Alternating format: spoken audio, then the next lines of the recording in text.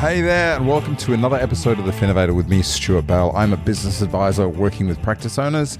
In this episode of the Finnovator, I'm unpacking something that I did quite a few years ago now to help practices get better at everything from their first appointment to the review meeting, essentially any time they need to just sit in front of clients and generate a result from the conversation, and that is role-playing.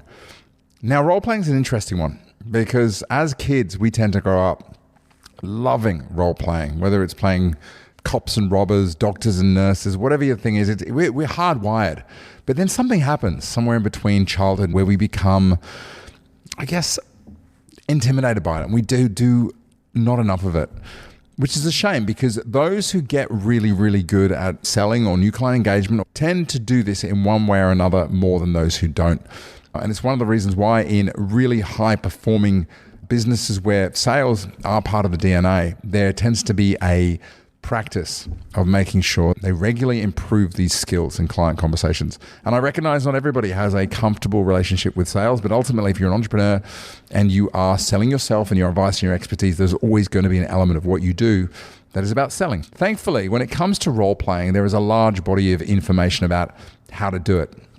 As anybody who's ever dabbled with acting, as I briefly did, mostly out of self-interest other than any greater ambition, improvisation is a rule book on how to undertake off-the-cuff role-playing. And in this case, and in this module, it provided a really good foundation for how to undertake role-playing in order to improve your skill set.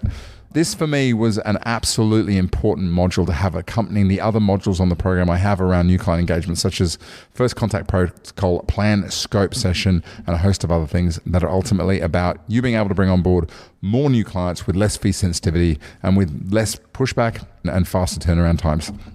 By the way, this isn't just about you having to sit opposite someone else and pretend to be Mrs. Smith or Mr. Jones from wherever they want to be from. There are mechanisms by which you can apply this in order to practice your capabilities without necessarily having to go face-to-face with another human being. Let's dive into Roleplay Mastery. Role-playing. I'm going to give you a bit of an overview because I think it's important to understand how to make this work, because if you don't kind of get the role-playing thing and the rules and all the rest of it, you kind of get that bit where you kind of in a room talking to someone and you've been told to role-play and you kind of just get a bit of stage fright. So most of you will know what's on the program. Zoraida, you will be very familiar with what's on the program. John, you'll have had a good snuffle around as well. Jared, by now you're getting a really good sense. So what would you like to role-play? What would you like to get better at? Is it your first telephone conversation with new clients? Is it your first appointment? Is it your questioning? Is it your plan presentation? Is it your essay? What would you like to role play today? What would you like to have a crack at practicing so you go from being good to really good to absolutely mind-blowingly good? What would you like to role play with me if you had the opportunity, or with another advisor out there as well? What would you like to role play? Let me know so I can make sure we line up exactly what we're going to do today. What would you like to role play? Personally, I would love to role play any of the stuff with you, really, particularly the first appointment questioning. I love that stuff. Pre-vet call is always fun to role play because we can get it really, really quick. But what would you like to role play? Let me know. Type it in the box so I know. First appointment, says Jared. Perfect. Let's do a bit of first appointment. We'll line that one up. John, what would you like to role play? Zoraida, what would you like to role play? Let me know. Keen to know what you would like to role play. It's funny when I ask this question, everybody's like, I don't want to role play. I just want to come along. Getting agreement from the prospect to take the next step. That's awesome. And I'm talking about why that's especially awesome is because it's so specific. And I'm going to share a little bit about why specificity, if that's even a word, is important in doing this stuff. John, if you got something, I'd love you to jump in and let me know. So let's jump in. I'll give you a bit of a framework. John, first appointment and questioning techniques. Perfect. And if you guys, particularly Jared and John, if you can have a think about what specifically would you like to, cover off in relate, what part of the first appointment, and also questioning techniques. And you know what? I'm actually going to do this. I'm going to give everybody, if everybody has got a microphone handy, I'm going to give you all the ability to chat. So if you've got questions along the way, let's make this a conversation today, as opposed to me just chatting. So, Jared, we've got you on board. John, I can hear you too. Zoraida, perfect. So guys, I'm just going to run through it. If you've got any questions along the way, please pop them in. Jared, maybe start us off. Specifics around first appointment. What are the areas of your first appointment you feel you'd like to get a lot better at? Going where I can provide the value. Okay, so the value piece. Yeah, the value piece. Okay, So I've been perfect. studying with some of your things so far. So that's where my head's at. So, in particular, if we talked about stretching the gap, that middle bit, would that be a useful discussion? Yeah. Okay, cool. And John, anything specific in your question techniques and first appointment? Yeah, thanks for unmuting me. For mine, I think I just go. I think I go into strategy mode too quick, so I need to learn to slow down. And, okay. Yeah, just a framework or something along those lines. Music to my ears. Perfect. Let's do that. Zoraida, ditto. We can do a little bit of work on that closing of the appointment and make sure that you can get the yes. How's that? Yes. Perfect. All right. Let's just jump through. I'll give you a bit of a framework to work with so we both know how to make, or we all know how to make this work. The big idea behind here is kind of, if you look at the description of what role play is, ultimately it's acting out of a performance, right? Now it's either a conscious acting out or unconscious. We don't want the unconscious one. It's not like, oh, my parents wanted me to be a doctor, so I have to be a doctor, or when I really wanted to be, I don't know, a dancer. We're going to do the active one where we're going to sit in, define some roles, and actually sit back and do it. The reason we're going to do this, and this is key, is, and I talk about this a lot at the accelerator when we start off, and I talk about the fact that, you know what, if you're in the room and you hear some stuff that you already know, you've heard it before, the question you've got to say is, do you just know it or have you applied it? Because the one thing I found is that when you're learning something, learning is not a linear thing. You don't go, tick, I've learned it. The very best skills, and I think client engagement is one of those, are actually, it's a spiral. You start by getting introduced to them, maybe do a bit of application. You start to integrate them into the way that you do things. Then you might come back and have a look at some of those skills and go, have I learned everything that I can? And it's that point when you start to get into the detail. The real 1%ers that you start to really get mastery over certain things. And that's what I want for you guys. I want you to be able to sort of get so good at this that you're almost like Yoda level. You can sit in front of a client, you know the right question to ask, not because you've learned the script, but because it just feels right. You with me on that? That makes sense? Yep. Cool. So I think one of the challenges when I see people who don't do this particularly well is, first thing is, every time you're applying the stuff, the frameworks, the closes in the appointment, the questioning, you're doing it in kind of a live fire situation. And the problem is when it's live, often there's a bit of risk in there. There's a bit of anxiety. You maybe have a tendency to go back to what you do. And the problem there is if you tend to go back to what you've always known because it feels like it's risky, you tend to just do the same things over and over again. And that's particularly bad if what you're doing isn't getting the outcome, because essentially you're reinforcing stuff that isn't working. The other mistake I see a lot of is people get inconsistency. They might do it a certain way for a time, but they never stop and have a look at it and work out what they need to change and what they need to keep. And I don't know about you, but I've been in a situation personally before where you implement something and it starts working and then it doesn't work anymore. And when you try and go back and recapture it, sometimes you're not able to. Does that make sense? So I think the opportunity here that I'd like to sort of unlock in this is you get to try some new ways of doing it. And most importantly, you get to try in a space where it's not super serious. You can rehearse, you can try things out. I love this shot. There's actually, this is the cast of Star Wars, I think, episode 7 at rehearsals. And it's actually a reproduction of the original shot, which had Leia, Harrison Ford and Carrie Fisher and a whole bunch. But that's the situation. You want like actors, they get in a room and they read through the script and they stuff it up and they don't have to do the emotion. They're just doing read-throughs. I think there's another really important part to this. When I wrote Finnovator a few years ago, I talked a lot about the difference between the way that most businesses, advice businesses out there, treat the process of trying to find the right business model versus the way that tech startups do it. Most traditional businesses treat the exercise of trying new things as a refinement. They choose one path and they go, right, I'm going to get better at this way of doing things. I'm going to optimize this process by just looking for ways of doing the process better. And the difference is when you're trying to work out what works for you, or where you're trying to work out a new way of engaging or improve, sometimes the best thing to do is more the one on over here. Go, what are 5 things I want to test out? What's 5 things I want to test out and try them? And then if that really works, you go deeper on a few of them. So this is going to give us the opportunity to potentially explore different options and see what works. But ultimately, for me, this is about mastery. I love this quote from Bruce Lee. I don't know if anyone out there is a Bruce Lee fan. I'm a huge fan of his. Guys, I'm just going to put you on mute while you're not talking, but feel free to knock it off anytime you want.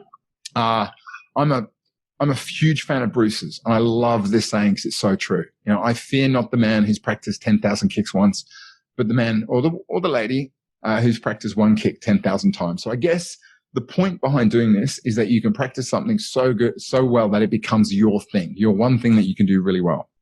So let me shoot you through a few role play principles. And if you've got comments along the way or questions, just switch off mute. I'm happy to talk you through all of them. Is that cool? Perfect.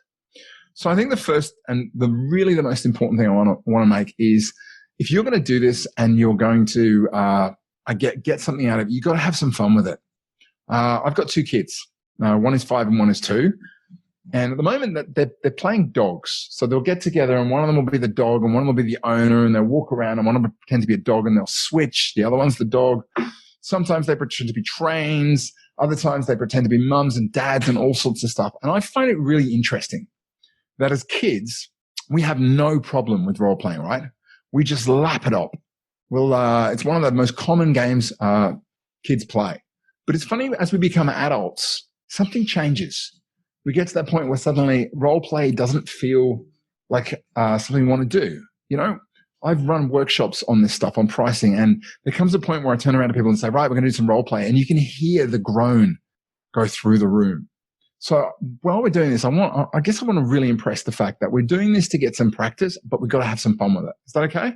Because if we can have some fun with it, we're more likely to do more of it. The other thing is, I find that if you're going to do role play, and particularly if you're trying to get new ideas underway or try out new skills or new ways of doing things, using templates and props and tools, diagrams, genders is super useful because it'll provide you with a guide. For those of you that are doing totally templated, which I think, Jared, you might be doing it, a big part of, and to be frank, there's a number of modules through the program that have got templates. And the point of that is because I want you to have something in front of you that not only you can communicate visually with the clients, but also it's going to guide your conversation. If you look at the pre-VAT or the appointment flow system or the plan scope session or any of those modules that talk about the structure, there's a clear, 9 boxes, 3 levels, and that is so you can do what we call freestyling in a framework. In other words, I don't want to give you the words. I don't want to make you sort of stick to a script, but I do want to give you the ability to have certain things on hand that is going to make the role play a lot easier to do. Does that make sense so far? Cool. The principle number 3, if you're doing role playing, I've seen people sit down to try and do a role play, and one of them turns around and says, so I want to do a role play on a 50-year-old retiree client with $1 million in the bank. Let's go. Now, that's really hard to do. And it's really hard to do because the person who's role playing has no background information. It's really dry. There's kind of no character there. I did a writing course a while ago, and one of the best bits of advice that came out of that was if you're writing stories, if you're telling any kind of story, people don't want to hear stories about average, everyday people. They want to hear stories about extraordinary people. One of the easiest ways to, I guess, if you don't have a specific client in mind, if you do have a client, you go, you know what, I need to role play this client that's coming up, then you might want to do that one, the live practice. But if not, you just want to get good at the technique. Sometimes one of the best things to do is pick someone who is familiar, a celebrity, someone you both know, someone whose situation you know. Brad Pitt. Everybody knows Brad Pitt. So imagine if your role play that we're going to do right now in your first appointment, Zoraida, is you're going to close for Brad Pitt. He's recently divorced from his wife. He's got a lot of money, but he's spent a lot of money on assets. He's kind of a bit down, but he's ready to turn over a fresh leaf. That's a much easier role play to do. So principle number 3 is if you're going to do this, my suggestion is if you don't have a specific client in mind, pick someone who is well known by everybody, make it a lot easier. Principle number 4, it kind of points to a little bit of what we spoke about this when we started off. The more specific you can be about this, about what you want to practice, the easier it's going to be to do. So Zoraida, you came in and said, the bit I want to get good at is getting agreement from a prospect to take the next step in the first appointment. That is very specifically the tail end of the appointment. And the reason being is if you have to go through an hour role play or a 40-minute role play and you have 5 or 6 different phases to go through, that's not going to give me the chance to stop at a point 5 minutes in and go, great, let's review what went on there. Rapid learning from role play comes when you break it down and go, let's just practice this bit. You might notice in sport, Very rarely do sports teams get together and play a whole practice game from end to end. They might do it once a week, maybe twice a week, but mostly they're running tactical drills. Let's practice a corner here. Let's practice the kickoff. Let's practice returning 3 against 2. They break it down. And this is the key. Love the fact that, Jared, you came in and went, right, I want to get better at the value bit, the question technique. That really helps because if you can be specific, it's going to help the person who is role-playing with you to break down the component that you need to work on. And by the way, if you're looking at your whole first appointment, you go, I need to fix it. It's just not working. The secret is identify the first point in the appointment or the meeting when it feels like it goes off track and fix that bit first. It's kind of like if anyone's seen Back to the Future 2. I'm being a bit of a geek here. But, there's that point where they went in the future and they nix the book and they go back to the present and suddenly they realize everything's broken and they say, we'll go back to the future and we'll take the book away. And they went, no, you have to go back to the past. You have to go back to the cause where it first happened when the book switched over. And that's what we want to do here. We want to make sure that when there's multiple things going on, we go to the first point at which the river starts diverting away. And the first point where the problem starts to appear, fix that, and then we'll fix the next downstream and the next downstream. Does that make sense? You guys still with me? Cool. I'm going to keep going. The fifth one is really key. If you do a lot of role play and you don't stop for a second to assess your performance, it is the number one killer of you making rapid progress. You have to stop and take a moment to have a look at 3 things and say, look, I've just practiced the skill. I've just gone through an experience. I've just talked through a conversation. What did I feel went well? What was I good at? What can I recognize in myself as improved? And sort of put it down as something that's something I've got sorted. Put it in the box and go, maybe it's not perfect, but I'm feeling good about that bit. The second bit is, what am I not nailing? One thing that I feel is not going particularly well that I might need to go back to the drawing board and look at it, or I might need to do a bit more practice on it. And finally, given that information, what do I want to focus on getting better at next? It's got a lot to do with the one thing idea of just pick one problem, fix that problem, and then move on. And I'm going to give you the exact way that you can self-assess. And most importantly, if you're doing this with someone else, guess what? You get double assessment because you can self-assess with somebody else. There's one more, the big one, the one we started on. Ultimately, this is about practice. I am happy to run as many of these as you like to walk through this stuff. But the truth is that martial artists have known this for years, as well as a number of other sports. The difference between high-level sportsmen, like soccer players, and the reason they can react so quickly is because they're not thinking about it. It's just become the natural part of what they're doing. It's no longer a weird thing. It's no longer something they have to consciously think about. It's just an unconsciously competent skill set. So practice, practice, practice. Whether you practice with me, whether you practice with other people in your business, whether you practice with clients that, I guess you don't have that level of stress as to whether you convert them, whether you practice with other advisors, whether you practice with, people practice is the key. In other words, if you just do this once, you won't achieve mastery. If you do it 10 times and review your progress 10 times, that's when it kicks in. So let me give you the how. If you've ever watched theater sports or you've ever watched Whose Line Is It Anyway? You'll know, maybe you won't know that it's actually this, but this is improv. Improv's a very specific type of acting. I reckon, Zoraida, you might know a bit about this, but it's where essentially there is no script. There's no predetermined what's happening, and it's all about the ability of the comedian or the actor to come up with what's going on the spot. Essentially, they're doing live role play in one of the most stressful situations in front of a group full of people. But the interesting thing is there's rules of improv, and we can grab some of these rules and use them to guide us when it comes to role play. And the rules work like this. There's only 5 of them. Rule number 1 is you have to always agree. I don't know if you've ever done a role play with somebody and you start off and you go, so Dave, the mortgage broker, he's referred you through to me. And they go, no, I don't know who Dave is. Oh, okay. Well, so you're here today to talk about cash flow. No, I'm not here to talk about cash flow. You can't role play like that. In other words, when you're working with somebody or they're working with you, the most important thing is you have to move the conversation forward by agreeing. Now, that doesn't mean you have to always say yes, but if they are going to disagree, it can't be just like a no, or I don't want to talk about that. It's got, no, look, I think it's more like this. In other words, you can move things in a different direction, but you need to first acknowledge what's going on and move on. That's the first one. The second rule of improv is yes and. And this is the idea that when you're role playing with somebody, there's a good chance you won't have the body of information there. You may not The client, you know, when a client walks in front of you, they know their situation. You may have a fact find in front of you. You may have done a bunch of questioning. Otherwise, they know the detail. The person opposite you may not. And as a result, you've got to get a bit creative. You've got to introduce new information. So instead of, you know, I hear Dave, I think, thanks for coming here today. Dave's referred you through. Yeah, Dave has. I've also known his wife for many, many years, and they speak really highly of you, particularly in the area of self-managed super funds. Great.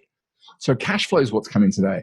Yeah, cash flow is really important for us. But the other thing I really want to talk to you about today is I want to talk to you about the big picture. What should we be aiming for? Now that opens up the whole conversation more. And even if you don't, you know, even if it's you don't know this information or it's not perfect, it's better to put that kind of thing to move the conversation forward. The third one is I want you to make statements. Now, a lot of what we're going to do, particularly in solution mode, is around questioning. And we're going to talk about how not to get caught into that questioning piece. But for me, one of the most important things is at some point, you can't just be asking questions.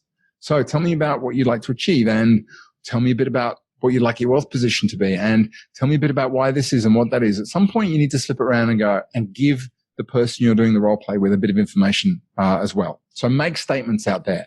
Hey, I don't think self-managed super funds are right for you, but let's look at some other areas. Hey, I don't think we should be talking about this. I think at this point in time, we should be looking at your baseline. Have you got your cash flow right? Have you got debt and control? 4 and 5 are also key. There are no mistakes in this. I don't care if we sit and have role play and you tell me current interest rates which are wrong, or you quote me fees on platform investments that is also wrong. You tell me pension contribution numbers that are also off. That's not what this is about. I don't care about the accuracy of your advice.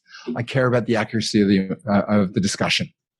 And I guess the final bit here is, if you've done any marketing with me, you'll know one of the most important things in marketing is to tell stories. We are hardwired as human beings to love telling stories. So if you're playing the client role, you need to create a story you can invest in. I read recently about this guy was talking about being an extra. You know, these guys in the background that you see on sitcoms, etc. Interesting, if you're an extra in the background, those guys who look like they're talking are actually making no sound. You have to be very good at sort of lip talking. But it's interesting. You'd think that they just sit there and they kind of just do their thing, but many of them actually take it very seriously. You know, the first thing I'll ask is, right, I'm in the background of a restaurant. Who am I talking to? Is it my wife? Is it my girlfriend? Is it a first date? Are we having a business meeting? Rachel just looked at me. I said, wife or girlfriend? And she was like, well, you have both? No. Is it a business meeting? Are these two people that like each other? Because as you can imagine, given that 85% of communication is non-verbal, if they've got it wrong, it's going to distract from the scene. So if you're playing the client role, you know, if you're playing Brad Pitt, well, create a little story that you can give. You know, maybe Brad's just invested a bunch of money in a winery and he's lost all the money and now he's got no cash flow and he needs you to help sort of find some money overseas and bring it here. That could be the story. And by the way, if you're the client playing the client role and the advisor's crafting this for you, remember rules 1 and 2. The advisor's putting a story at you, or the person who's leading the role play, go with it. And don't forget, you need to reintroduce information yourself. Let's talk about a couple more things and then we're going to dive into it. This is a series of case studies that I created for a workshop that I used to run on pricing. And you'll notice what I tended to do is write out descriptions at a high level, and then I include people who, particularly if you're a film buff, you'll know. Edward Mora is Bradley Cooper from Limitless. And I usually tell people, I'm like, this is Bradley Cooper from Limitless. He's the guy who made a lot of money. That's the story. Matt King, George Clooney and the Descendants. He was the lawyer who's brought over to Hawaii. He's got to negotiate the sale of this massive family estate. Some people want it, some people don't. That's the story. Warren Schmidt from a great Jack Nicholson film about Schmidt. General insurance actuary, retires. His wife unfortunately passes away. He doesn't know what to do with himself. He gets a caravan. That's the story. In other words, if you can grab a case study and just work with the story you both know, it makes it much easier than trying to create one that has got all of that technical detail, but none of the richness of the story. Alternatively, happy for you to come in and go, Stu, I've got this client coming up. Tell me a bit about the client. You need to be the client and we'll work on actual client. In other words, if you're going to work on existing clients or prospects, choose those. Otherwise, choose one where there's a pre-existing story. Finally, remember I told you about that 3-step review? Here's what we're going to do. It works like this. Whenever you're finished doing a role play, actually, you know what? Whenever you're finished doing any engagement of any kind, first appointment, pre-vet, review, I want you to come out. And after you've done your audio file note, just stop and go, okay, What went well? What did I do well? So what did I do well in this webinar? I think it's good content. I'm really sort of happy that I'm delivering it well. What hasn't gone so well? Well, I'm probably talking a bit quickly. I maybe need to slow it down a bit next time. And then finally, based on that, what's going to be the focus on next? My focus next time around will be I'm going to slow it all down. I'm not going to make this mistake. It's making sense so far. Guys, if you're still with me and it's all good, just type in all good Stu in the chat box to make sure that everything's still working as planned. We're going to get down to the actual role playing in about 3 minutes. Perfect, Jared. Love it. If any of this is most useful for you, let me know that as well. That's really key. So next steps. Here's the plan to do the role play. There's 4 things you need to do to be able to role play. The first one is you need to sit down with the person that you're role playing with and give them the scope. So in other words, right, we're going to role play. The situation is you're a client that's just come in. We've had a discussion on the phone. You're really keen because you've seen the fact that I'm an award-winning planner. And it's been a really warm lead. We've kind of already discussed a bunch of stuff. It's been a really great meeting. The gap is very, very clear.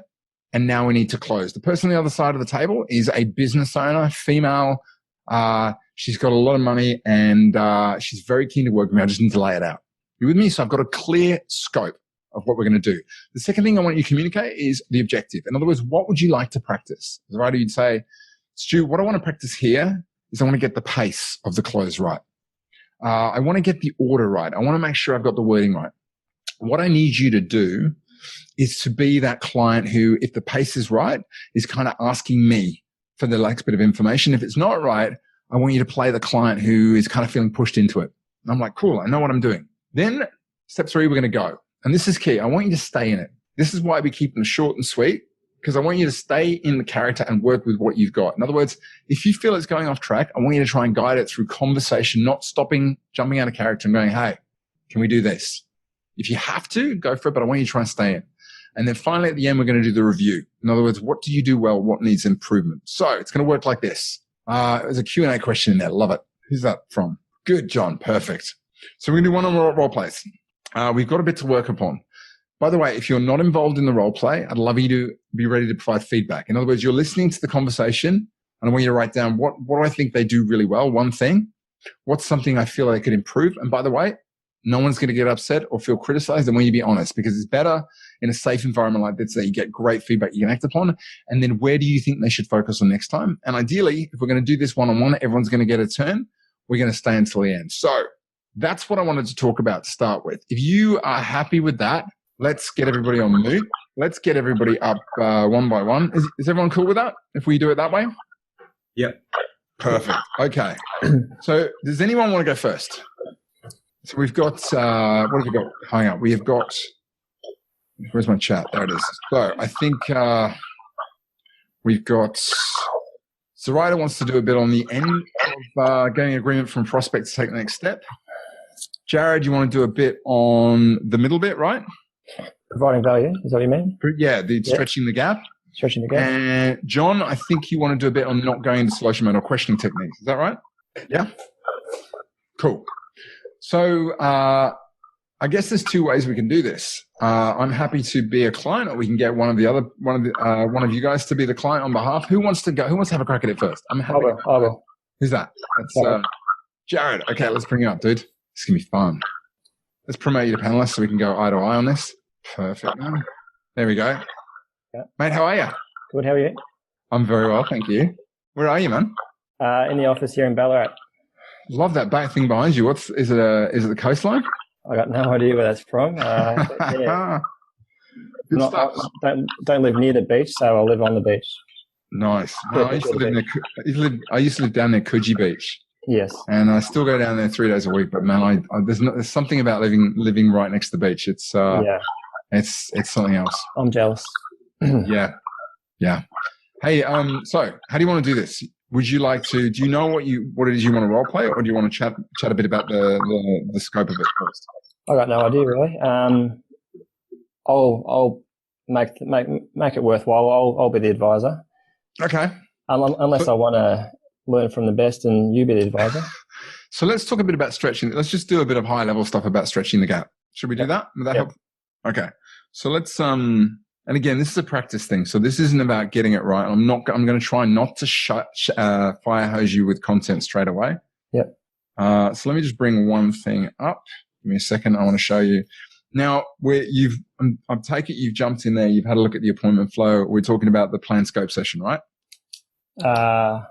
If not, that's cool. Just let me know. No. Okay. All right. Cool. So let me give you a bit of context here. Beautiful. All right. Bring that up. Okay.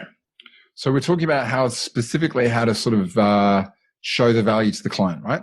Yep. Okay. So there's a guy called Walt Whitman who explains it really, really well. And he says, oh yeah, I've seen this one. Yeah. Yeah. He talks about the fact that, when you can explain a problem better than the person who has that problem, they will unconsciously, what's the word? They will instantly think that you also have the solution to that problem. Does that make sense? Yeah. So one of the keys in showing value is less about you telling them what they need to know or telling them what they need to do, and more about you being able to understand the problem and making them or giving them a clear idea of what the next steps are, right? Yeah. So this bit in the middle is called sort of stretching. Whoops. Let's not do that. Let's just put my pen on. 2.6. Okay. So let's take a screenshot of that. Bring it over here. So the bit in the middle is stretch, called stretching the gap. And that's about really talking about three main things. The first thing you need to talk about is help them paint a really big, bright, and I guess enticing view of what the future could be if they got everything right, if they put everything in place. Does that make sense? Yep. And the key to that is asking, let me just bring it to this, 3 questions. You need to get clear on what the goal is. That's the first thing. So in other words, what would you like to achieve in terms of your wealth, in terms of the income you're bringing in? Where would you like to live? What would you like to do with your family? All of those sorts of things and really let them go nuts. Paint a real picture of everything they want. Make sense? Yep. Let me just do a new share. The second part is you've got to quantify it. You've got to go, okay, so that's great. Now I understand sort of what you want. Tell me a bit about how much do you think it'll cost to pay off your home? How much money are we talking about in the bank? Where do you want to send your kids to school? Do you know how much that costs? All that sort of stuff, right? Just do this. And then finally, ask that really important question, which is, and why does that matter to you? Right? Yep. And then at some point you turn around and go, okay, so I'm getting a really clear picture of where you want to be in the future. Now tell me, how's it going right now? And run through the same categories. And what'll start to happen is someone will go, damn, you know what? I may want to pay off the house in 5 years, but I'm not doing anything different. I'm not saving any money. And then you bring it to the close by saying, great, let's just brainstorm. What are some things that you think you might need to start doing that you're not in order to make that switch? And that's the point at which the light bulbs go on. Is it making sense so far? Yep. Slowly. Okay. So should we have a bit of a practice? Yeah. Okay. I'm going to leave that up there. So let's start with the context. Are you thinking of a specific client, a situation? Do you want me to be the advisor? Or you? Do you want to be the advisor or do you want me to run through it first? You run through it. Okay, cool.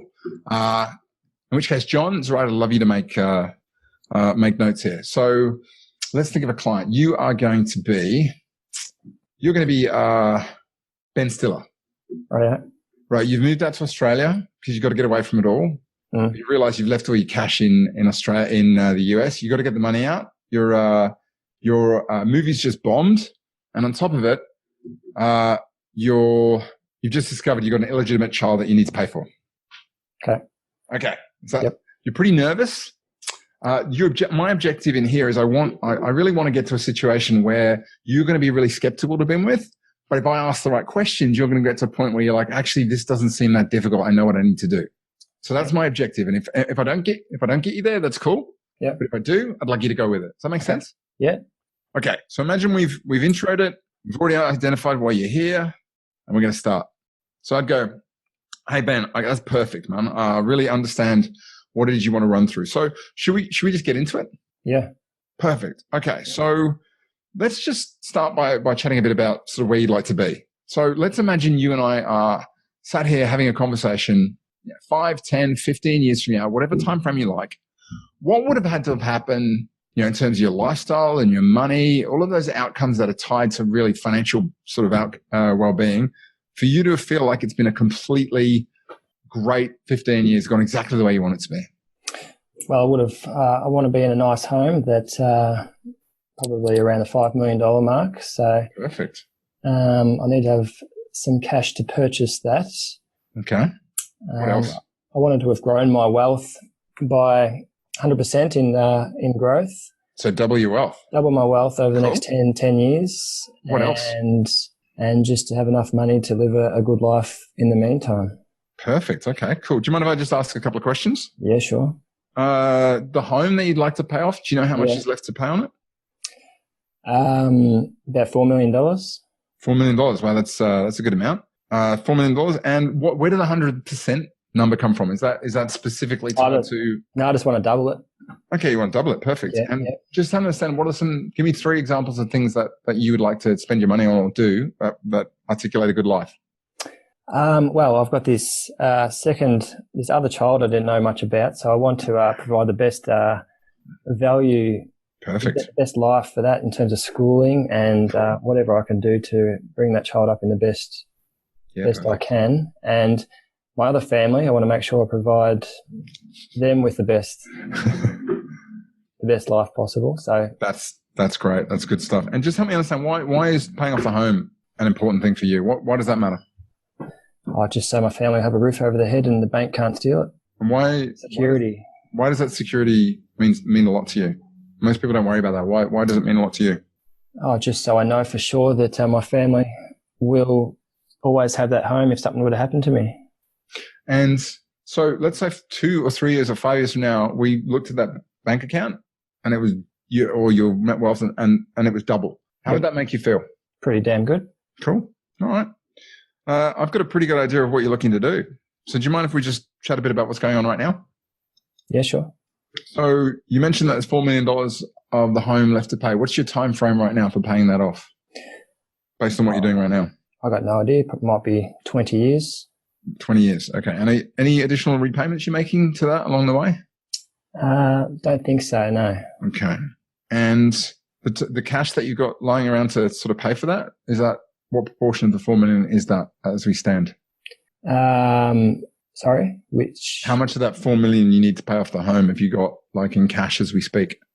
How much have I got in cash? None. Okay, no cash. No cash. It's all tied up overseas. Man, okay, that's interesting. And in terms of 100%, if you look at the time frame's what, 10 years, 5 years? Double your wealth? Yeah, 10 years. And how much is your wealth? Have you doubled it over the last 10 years? Yeah, I think so. Maybe even 5 years. So. Okay, so it's a slowing thing. Okay, that's good news. And in terms of how much money have you been putting away for the private school education? Have you got a savings plan in place and stuff like that? No, not really, no. Okay, no plan. Cool. All right. Anything else I need to know about the way things are right now, which we really should sort of put on the table? No, that covers about it. Perfect. Okay. So I've got getting a pretty good idea of what you'd like to achieve. I'm pretty clear on where you're at now. So I reckon you've done some thinking about this, Ben. So why don't we have a bit of a brainstorming session? You know, if the goal is to pay off the home and double the wealth and create more cash reserves and be able to invest, what are the things that, what do you think the things that are going to stop you from doing that? In other words, the things that you're not doing or you've got to sort out before you can move on, or things you were doing which you're not doing anymore? What do you think they are? What do you think the main things that are going to stop you from achieving that? Probably spending my money on frivolous items, not knowing where my money is going. Okay, so what would you need to remove that, do you feel? Bit more information on my spending. Okay. Actually, so bit of clarity? Yeah, a bit more clarity, yeah. Okay. And specific clarity over where it's going, where it is now, that sort of thing? Yeah, whatever you think, if that's what was needed. What else? Probably need to start paying off the home loan a bit more. Sounds like you're spending a lot of money. Yeah, probably. Still building these expenses and cool. It sounds to me like you've got a lot of investments all over the shop as well. Yes. So I need what would you like to have happen to address that issue? Tidy them up and make it a bit more easier to manage. And I think the final thing that is you've obviously got the intention to do the right, do some good things, to look after, your child. And I think that all that's needed is the barrier is just having a plan to make it happen, right? That's right. Yep. Cool. So, Ben, has this been useful? I think so. Yeah. Has it been valuable? Yeah, I can see that it's starting to show me what I need to do. So out of this list of things here, which do you think is the most relevant, the most sort of thing that's really you feel you need to get on top of most? Probably my spending. Okay, cool. Would you like me to give you a bit of like my view on what I think of the big three? Like, I think you need to after. Oh, maybe. Yeah. Okay. Should we stop it there? Yep. Okay. So obviously that we've just unpacked it, and then you would move into what we call a clear close, which is when you're going to go, right, I'll outline your biggest three issues. Here's what we would do if I was working with you, and here's the outcome you'd get. So we do a total 20% system where we could save 20% of your income by an automated system for saving money. I would do a total wealth audit to find out what you've got and how we can optimize it and work out whether we can save things. And thirdly, we create a college plan to, in other words, a funding to get your kid all the way through from childhood through to college and give them the best possible thing. And then you go into your close. Mm. So let's do a bit of a review. And John and Zoraida, feel free to chirp in here. Be as critical as you like. So I think the pace at which I moved was good. I was pretty happy with that. What do you think from where you were sitting?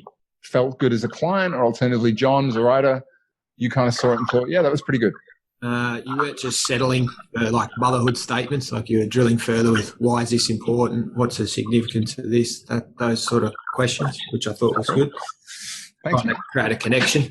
What do you say? Yep. And Zoraida, you're really good at this. So what did you see from what you do in that?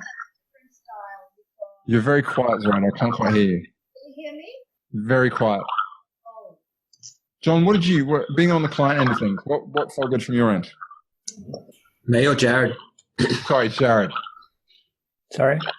What from you were in the client seat, what do you think was good from a client perspective?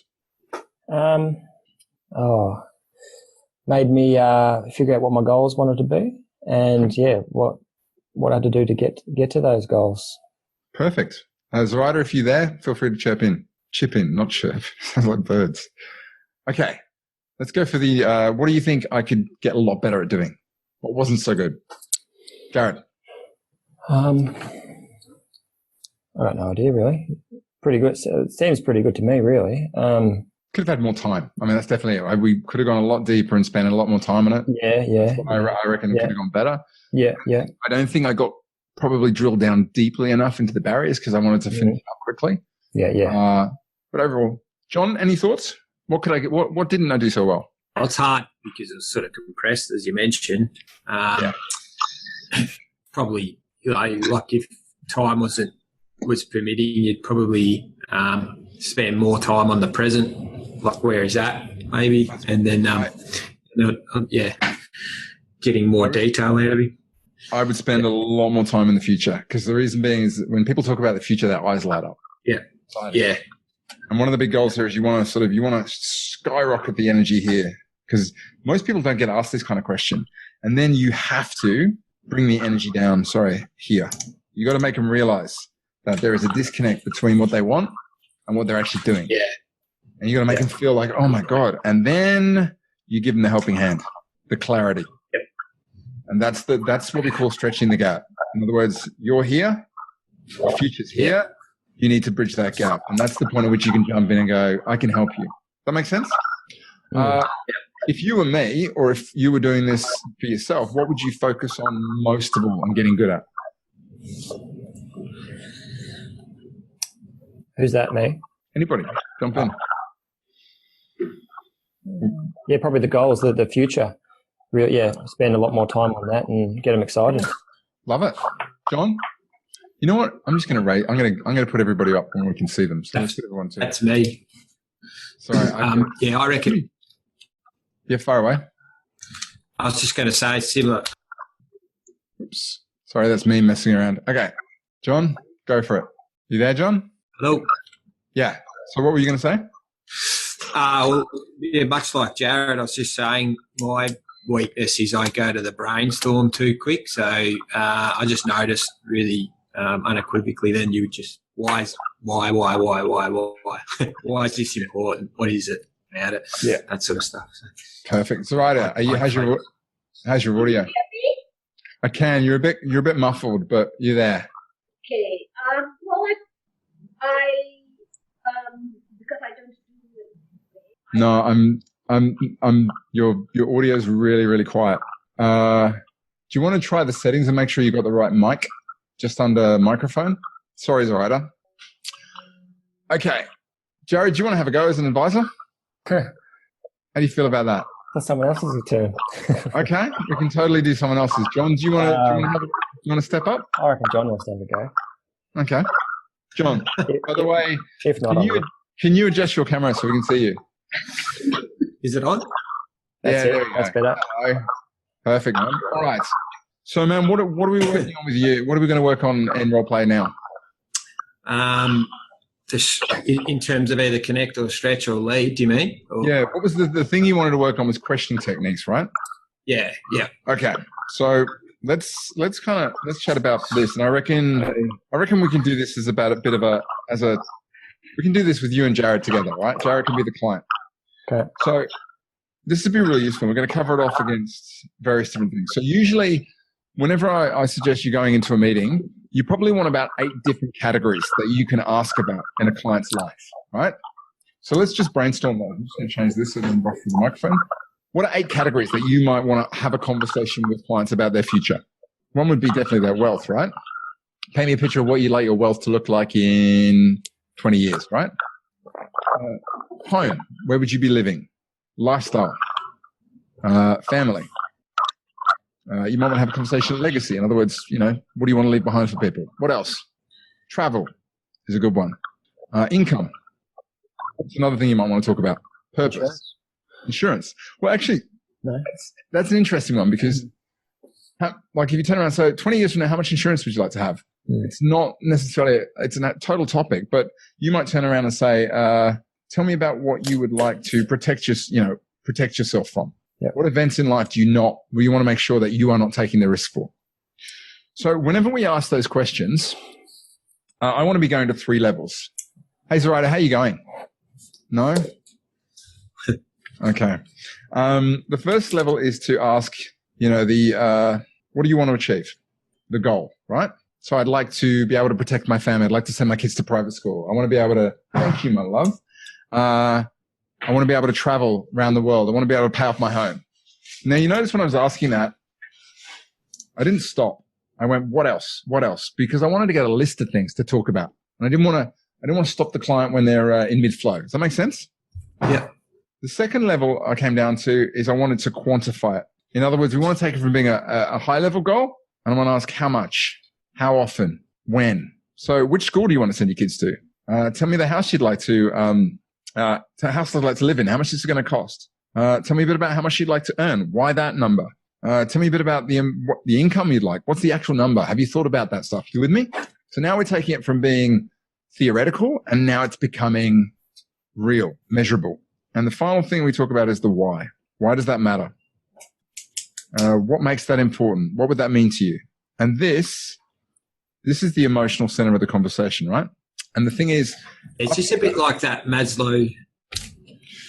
Actually, it's more like Simon Sinek's The Golden Circle. Zoraida, you're really good at this. So he talks about the fact that if you look at the brain, just grab this open. All right. If you chop the brain off at the top, you've got the how, what, and the why, right?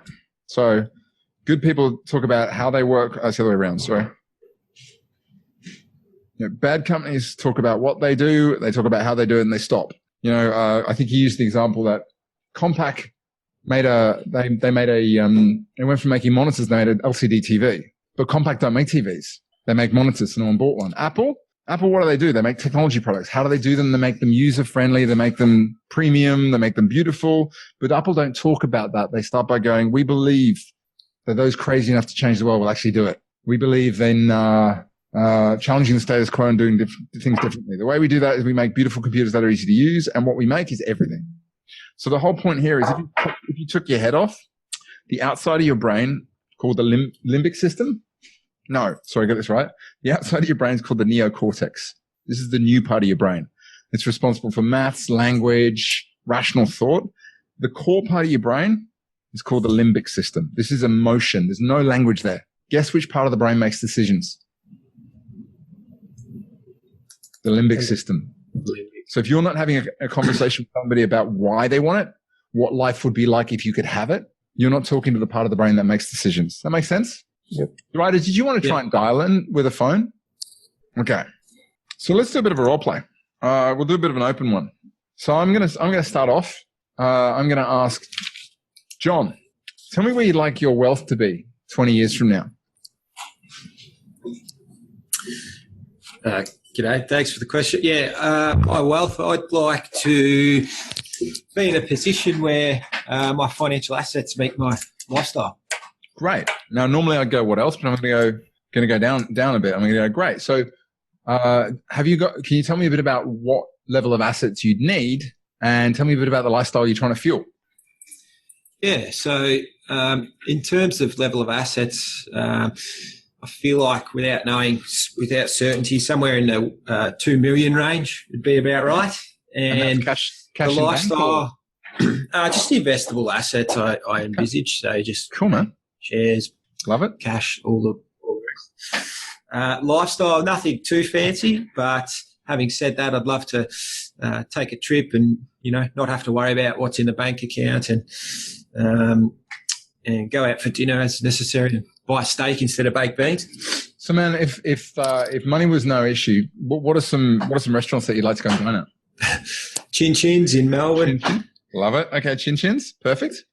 Anything else? What about travel? If you could just take a trip tomorrow night and money was an issue, where would you go? Yeah, I'd probably get back to my heritage and go visit where my father was born in Italy. I've got a lot of family over there. I've never been able to spend extended time there, so it'd be great to immerse myself in that culture. Mate, great. And tell me a bit about why does having the money in the bank, that 2 million, matter so much to being able to do that? Why does that matter to you? Why wouldn't you just do it now? What is it about the 2 million? I feel like it means I can really go, not have to think about work and go and really do it for a prolonged period, 6 months or more, as opposed to a month trip. Beautiful. Where I wouldn't even scratch the surface. Perfect. All right, let's stop it there. So, right, hopefully everything's going all right. If I can help, please let me know. Sorry, apology, I can't jump in there. And Jared, you were listening? Yep. What did you notice that went well? Yeah, we really made it clear in what the goal was, and then chunked it down and made it even more tangible. And then we got the emotional aspect to it. Beautiful. Okay. Hey, Zoraida, you got to go for a dental appointment, have you? Hey, if you want to do this another time when maybe we can get your audio fixed, cool. I'll email you in a second. We'll organize something. Is that all right? Okay. Cool. Let's flip it around. John, I want you to do the same thing to Jared. So start with the question, dive deep into the quant, and then go to the why. I'll have a crack. G'day, Jared. Thanks for coming in. Cheers. Just if I was to ask you a question, and think big here, but where would you, ideally in a perfect world, where do you see your wealth being in 15, 20 years' time? Well, first of all, I'd like to have paid off my home loan. A certain amount built up in shares and looking after my kids the way I want to. I've sent them off to private education along those 20 years and still not in debt for it. Yeah, nice. All really good answers. I'm just going to probe a little further, if that's all right. No worries. In terms of your kids' education, ideally, where would you send them? How much? What does that look like? Ideally, if it's affordable, you probably send them off to private school, which could range anywhere from $10,000 a year up to $20,000 per child. I've got two children, so that's the goal with that. Yep. And the significance of going to a specific private school? Well, I want to give them the best start in life, so hopefully that will give them the best start in life, even though some might argue different. Yep. Good. And there's obviously a reason in your eyes between that and the public system. Is it something that you've experienced personally or so? No, I went to public school actually, but from what I've gathered and what I've seen, I think the private aspect is my my choice. And as I said, to give them the best start in life. Yep. Yeah, awesome. Give them the opportunity. That's right. In terms of debt free, do you know where you sit at this point with your home loan? Yeah, I owe about $500,000. Yep. And do you know how you're trending towards that goal? I've got no idea. Okay. Good. And you mentioned shares before. You'd like to have some shares. What's the ideal number for you? Why? How much? Well, I wanted to replace my my income one day. So, how much would I need to replace my income with? I'm not too sure, but if I had $100,000 a year to live off, that would be pretty handy to start with. Great. Cool. Is that now jump? That? So yeah, we can totally jump out there. Okay, cool. How does that feel? I was reading the chat. Right, how does that feel? From my end, I don't know. Like I felt like I was just getting really busy scribbling and trying to listen, and trying to think of what I was going to ask next. So I think practicing this framework is going to be really important. Because have you ever heard there's 4 levels of mastery. One is where you are unconsciously incompetent, where you don't know what you don't know. That's when you've never played something, you never tried something, you don't know that you're not good at it. Then you start doing it and you become what we call consciously incompetent. You know that you're not very good at it. Then if you practice it for a while, you become consciously competent. You know what you're doing. You still have to think about it. And then eventually you hit a point where you become unconsciously competent. You can just do it. Suddenly you can just literally turn up to a meeting and you suddenly flip in because you've got so much practice. And I guess the interesting thing is, there's a framework on the program called the performance curve. And most people don't realize that performance is actually, it's a raising curve. And most people quit because they're like, oh, I'm not good at this. It doesn't feel right. Tony Robbins tells a story about he used to go and do 1 seminar a week when he was a lot younger. And he realized his rate of learning was too slow. So he went from doing 1 seminar a week, he'd do 10 one-on-one sessions a day. And he just accelerated his learning. So, man, I thought it was really good. But no, I do, man.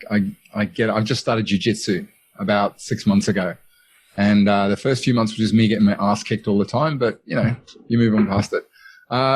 Jared, you're in the client seat. What did you notice? What do you think he did well?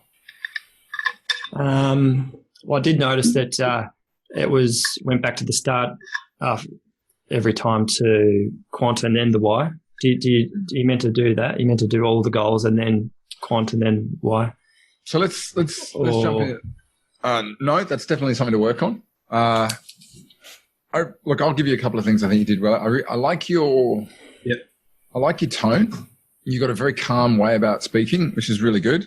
And the second thing is I think you really dived into some of those some of the getting to the heart of what the number was.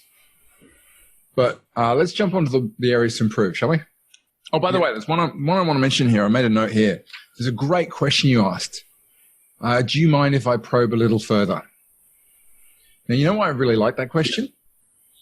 It's a technique called giving up control to get control.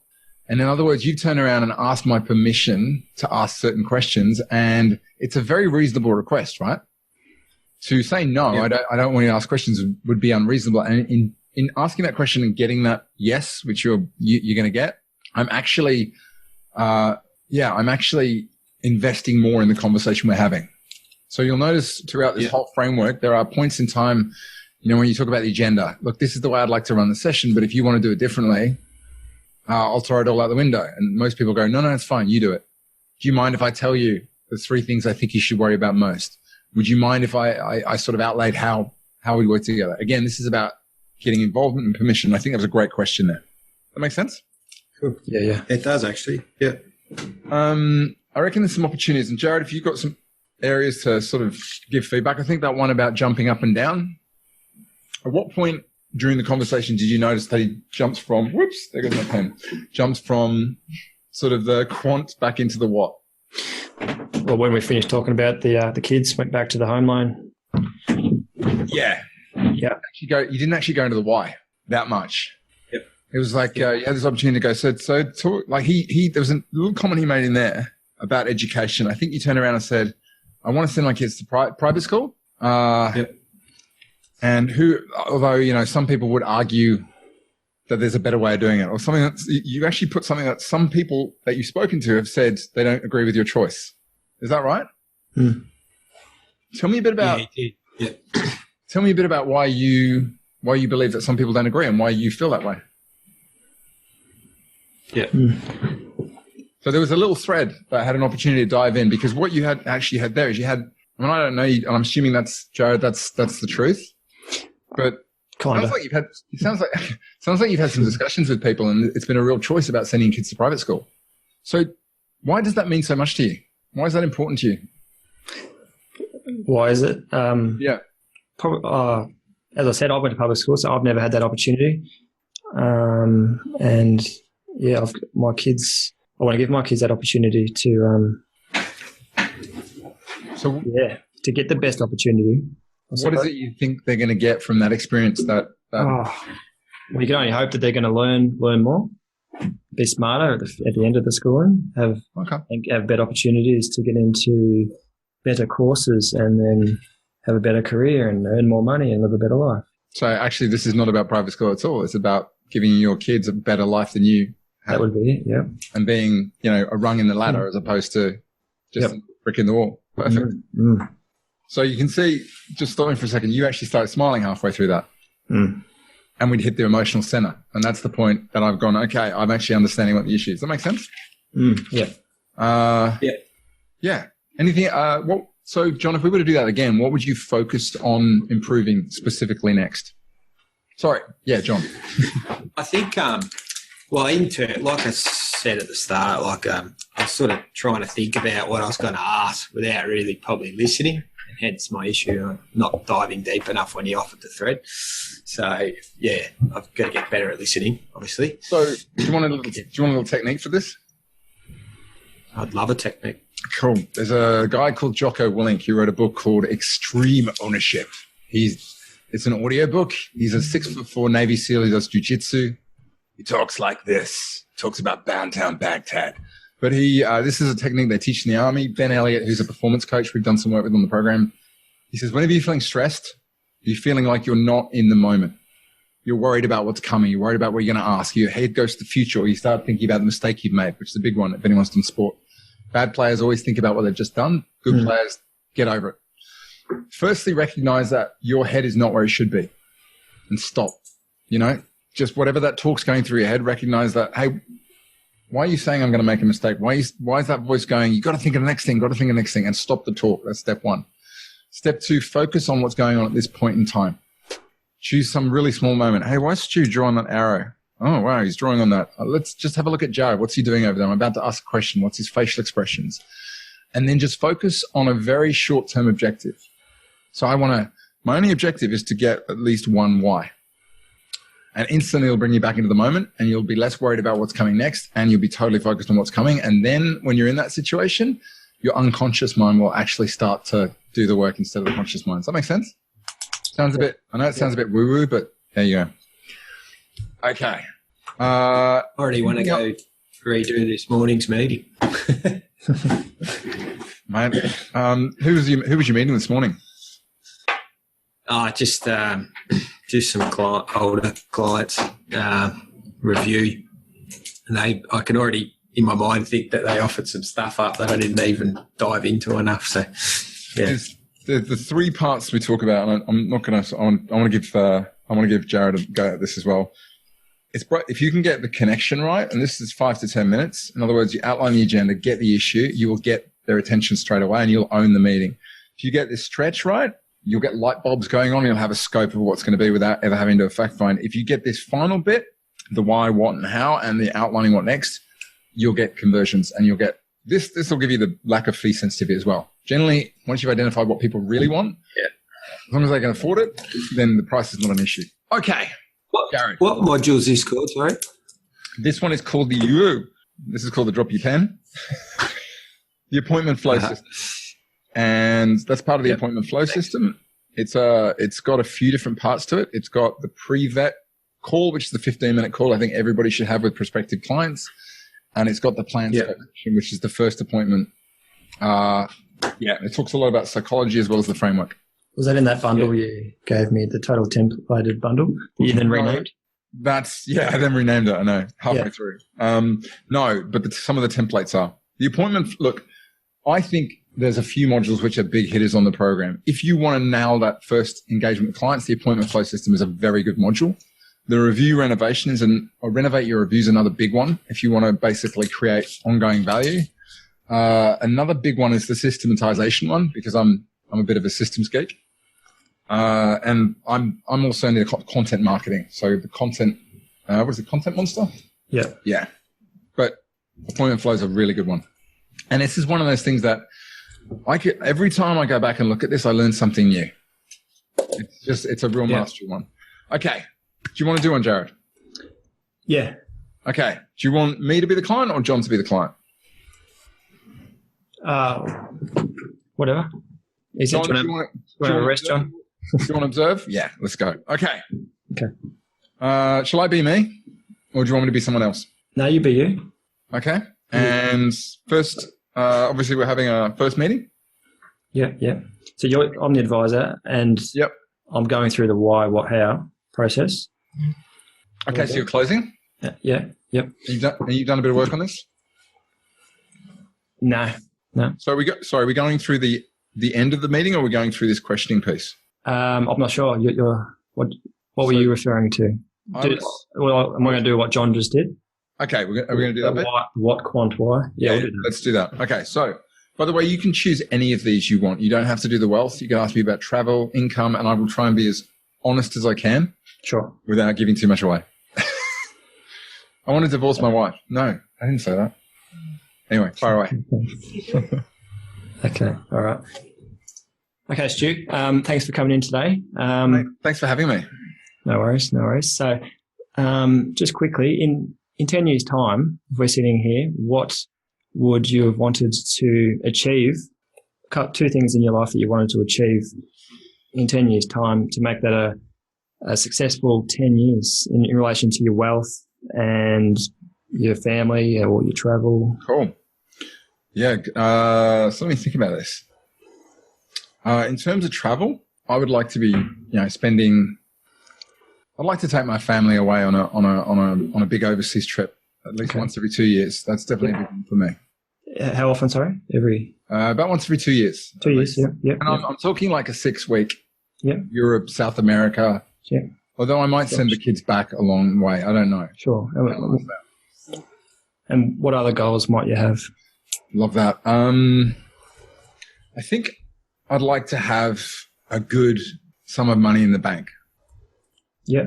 Enough that I feel confident. I don't have to be rich, but enough that I feel confident. Okay. Yeah. And anything else? I'd love to knock off the home, pay it all off, and possibly. Yeah. Good. Not have to worry about that. Sure. Right. Do you mind if I probe a little bit further into those goals of yours? Probe away, Jared. Okay. So in relation to your traveling overseas every 2 years to South America, did you say? Yeah. How much do you think you might need for that every 2 years? Good question. I never really thought it through, but I'm getting 10 grand for the airfares. Sure. I mean, we can do it pretty cheap when we get there, but it's probably a $20,000-$30,000. Now, like all right. $20,000-$30,000 exercise. Right. So better be conservative and aim for the 30K then. Yeah. Because my wife likes shopping when she's over there. So actually, yeah. Very good. And so do I actually, but there we go. Oh, don't we all? Yeah. So 2 years' time, have you started saving for that yet? No, I haven't. All right. So we're aim for 30K there. And in relation to the sum of money that you aim for in 10 years' time, how much might you be thinking then? And what's it? $10 million? In 10 years. 10. Look, I don't know why $2.5 million in my 2.5K. Yeah, cool. Yeah, $2.5 million. Yeah, I don't know whether that's reasonable. I don't know whether it's an amount, but yeah. Well, we'll come back to that one. Okay. But in relation to being debt free, how much do you currently owe on your home now? About $600,000. 600,000. Yeah. And do you have a plan in place to have that knocked on their head at a specific date? Oh, no, just I'd like to do it as soon as possible, but no, not a real date. I mean, I don't even know when. Yeah. 25-year term or 30-year term? I don't know. Okay, so everything stays the same as it is, status quo. You'll pay that off in 25 years, will you? Yeah. Okay. Don't quote me on that, but yeah, I think so. Sure. All right. So why would it be important for you to pay off that home loan? Do you know what? Because I feel that if we don't have to pay a mortgage, it just creates a lot more money that we could use for other things. Sure. And what other things might that be? I'd love to look at the end of the year and end of the month, and there's the budget, and there's just a shitload of money, excuse my French, that we can take and just invest elsewhere. That would make me feel like right, yeah. That would make me feel like I was really, really accumulating wealth and applying it and making it work for me rather than chasing the income. I think. And you could then spend that money. It would be going on interest on more travel. That's a great idea. That would be that's I'd love to spend it on travel. Yes. Or even spend the money that we invest that earns interest, we could spend that on travel. That's right. So why is travel so important to you? What is it travel interests you? Do you know what it is? I love to learn. Yeah. I traveled a lot as a young kid, between countries and all over the place. I just saw a lot of stuff, and I think when you travel, you realize how big the world is, and you realize how varied people are. And I think it was Oscar Wilde who said that travel is not compatible with bigotry.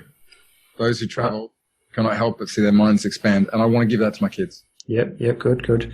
So if your kids weren't able to travel like you did as a child, how would that make you feel?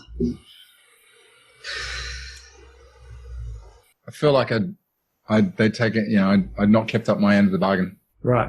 Okay. So, Okay. Should we drop down? Yeah. What do you think you did really well? Stipulating going through them in order. John, what do you think? He got really deep on the whys. It wasn't really about travel. It's about the experiences that you had, and if you weren't able to give that to your kids, you'd feel like you'd let them down or in some way. I agree. Your why questioning is exceptional. You really, you're really good at that side of things. The questioning was really strong, and you got to the heart of the emotional center very quickly. So nicely done. Cool. Joe, what do you think you could get better at? What would you like to improve? Is probably a better question. What would you like to progress or feel like? To have an English accent. Man, do you know it's weird? Any English person who hears me doesn't hear the accent. No. I'm kind of like I'm like that blue-green hybrid. Yeah. I'm stuck somewhere in between. I don't know. Yeah. Yes. I don't know. Yeah, it's just to be able to, speak clearer maybe. I'm not sure about my tone. I'm not sure about my pace. I think your tone's fine. I reckon you could engage a bit more. Yeah. Like you said, I've just noticed you sit back, and I felt like I'm going to be really open and honest because I think it's important. I felt like you were asking me to lead me somewhere rather than asking to engage me in a conversation. I think if you lean forward and say, Stu, you know what? I've had clients who've spoke to me a lot, but I'd love to know for you, tell me what's important to you about taking kids, traveling. What is it for you? Yeah. And then lean forward and actually, I know this is an exercise. Yeah. But there's definitely and you don't have to be sort of animated. Everyone's got their own style, but definitely taking a real interest in the answer. Sort of modify that. Does that make sense? Yeah. Better improve the body language. Yep. John, what do you think is opportunity for improvement there? No, I thought I was into it. I was listening, going deeper in why. I was pretty happy. So, yeah. One thing I'll just notice is a couple of times you popped in, how are you on track to that? What would it be like if you couldn't send your kids to school? Yeah. Now, I know where you're going with that, but what you've done there is the one thing to watch out for is we're on a high. I'm loving this talk. Yeah. Yeah. Okay. Yeah. Painting a picture, and then suddenly you're going, how are you going? And I'm like, oh shit, I'm not going very well. Or that would be shitty. And suddenly my emotional state has changed. Yeah. Come back up again. So in an ideal world, we want to get all the awesome. And then, you'll notice on the picture there, I talk about, sorry, just bring it up over. The first one is design the future, the map of where you want to be. The second one, there's a magnifying glass and a little bug.